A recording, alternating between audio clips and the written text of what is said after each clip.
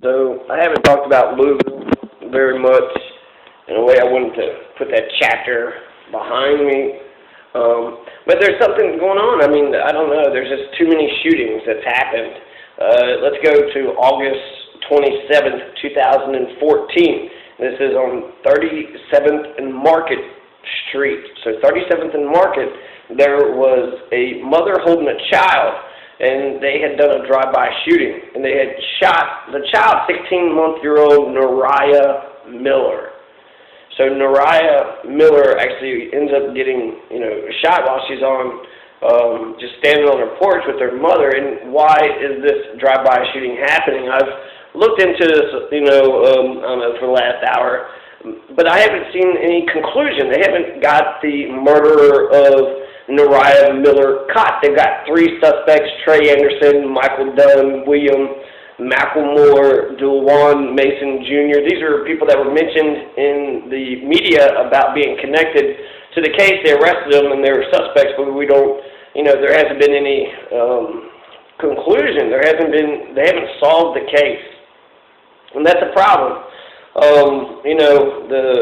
The communities that are profiled are also the same communities that are in greater need of adequate police protection. So when someone just guns, when someone just kills a fucking baby, what has a baby ever done to anybody? And, this is just such a heinous murder and heinous crime. And I noticed that there was another shooting, around that same area, not a month ago. So there's, that happened. That was, they just said that there's a mother and child. They're outside their home. They were hit by bullets. Neighbor Twyman Reed, it looked like the baby had blood coming out of her neck real bad. They was trying to do the best they could to try and save the child. They went to the Coast Children's Hospital. She later had died, but the mother, who was in her 20s, had non-life-threatening injuries. So only the baby got killed. So what gangsters has beef with the baby? I don't know, Sierra Miller Twyman, I don't know what's going on, in her life, or if she knew these people. She told the police that she didn't know them. She came forward and said that she didn't know any of the suspects, and that's what the Christopher Tuax actually said, that they don't believe that anybody that they've arrested in connection with this crime has anything to do with, the actual murder. This is a year ago. This is a cold case a year ago, August 27th. So it's October now, so this is over August, September, October. So this is a year and 2 months, ago that this had actually taken place, and still no answers. So there's just shooting Louisville brought a whole bunch of stuff up. There's Nicole Jeffries, 27, was pronounced dead. This is the other person that was on that same corner, 27th and Market Street. They said that there was another person who was with Nicole Jeffries, and also AK-47. I heard they had used an AK-47. Are these the same baby killers? They're literally murdering babies, right? And it's the same corner. I don't know what's going on, in that particular corner of the West End, but that's, they said they found Jeffries, the other victim. Both were suffering from gunshot wounds. Nicole Jeffries, 27, was pronounced dead at 8 a.m. on Monday, and this is October 12th, posted October 12th. So that's 14 days ago, 2 weeks ago, at the same, at the same intersection, at 27th and Market Street. 37th and Market Street. So what is going on? Is there a gang over there? Is there some major gang? There's probably about 20 or 30 different gangs, right? The young people, when they're unemployed, not getting good educations, what else are they going to do? I think it'd almost be absurd to not assume that some type of criminality would happen when there's no, options or choices. They're just sort of corralling an area. Good luck to you. Here's alcohol. Here's gunshots. Here's, a bunch of mentally insane people. That's a recipe for disaster. And we've, been seeing the disaster over and over again. So LMPD investigating after multiple people were shot at a West Louisville night club. So you had 6 people or so, 6 people that were just shot in a club at random. This is July 19th. This is earlier this year. There was the July 19th, 2015, 4 days before then, there's just a man who was in his 30s who's in critical condition who was shot in 24th and Magazine Streets. So, there's the club shooting, there's this guy getting shot just 4 days away. Mom shot on West End porch with baby in arms, talks about loss of the 16-month-old daughter. This is worse than, abortion. They want to make abortion out to be sort of, oh, you're killing babies. This is actually killing a 16-month-old, 1 year, 4 months. Nariah Miller. So, to the earth, Nariah Miller is alive when you say her name.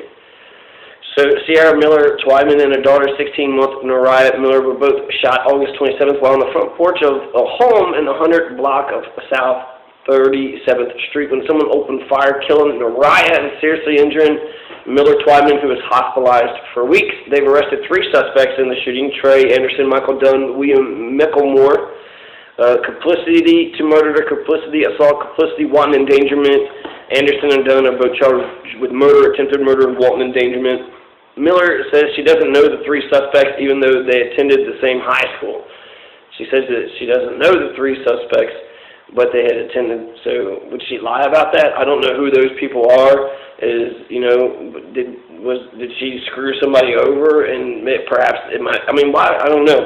I just don't see why people would be silent about it. I feel like if I'm the father of the child, the grandfather of the child, if I can't get the police to comply, it'd be hard for me to just kind of sit back and accept the situation as is.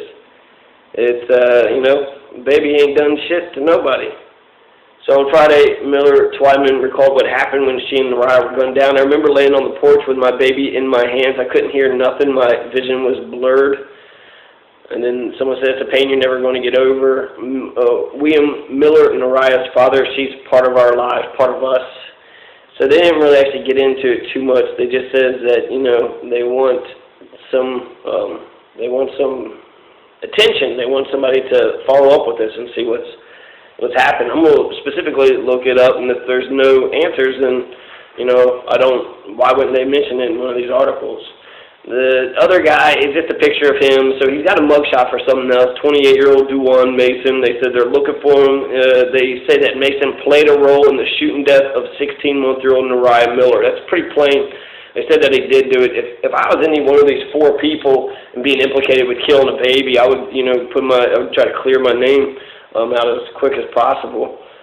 Mason is black, 5'10", weighs 150 pounds. Here's his photo. So, supposedly none of these people, they said she didn't know him, but she went to high school with him, so she knows him, but she's keeping quiet about it. Snitches get stitches type shit. So she's going to let her daughter die and she ain't going to say nothing. I don't understand that. Here's the interesting development that's been going on in the court, Louisville Court, Jefferson Circuit Court. Judge Olu Stevens, he halted a drug trial and dismissed the entire jury panel, asking for a new group to be set up. And the concern is that the panel isn't representative of the community.